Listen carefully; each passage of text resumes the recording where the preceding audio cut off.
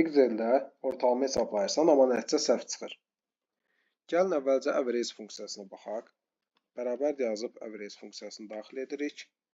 Bizə lazım olan aralığı, yəni A1-dən A5-ə qədər olan aralığı seçək və enterə klikləyək. Gördüyünüz kimi 10 ədədi alındı. Bu funksiya sadəcə ədədlərin ortalamasını hesablayır. Amma burada bir problem var. Sıfırlar ortalamanı aşağı salır və nəticəni səhv kimi göstərir.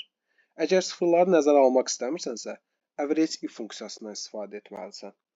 Bu halda sıfırlar ignor olur və daha düzgün nəticə alırsan. Gəlin birlikdə yoxlayaq. Burada yazdığımız average funksiyasını silirik.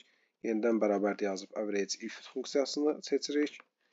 Yenidən bizə lazım olan aralığı, yəni A1-dən A5-ə qədər olan aralığı seçirik. Və burada nöqtə vergül. Bu kompüterin region ayarından asılıdır.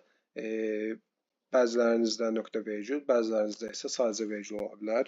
Daha sonra dırnaq, daha sonra kiçikdir 0, daha sonra dırnağı bağlayırıq və enterə kliklədikdə görəcəyik ki, sıfırları nəzərə almadan hesabladı. Average boş xanaları nəzərə almır, amma sıfırları nəzərə alır. Bu cür faydalı məlumatlar üçün kanalımı izləməyi unutmayın.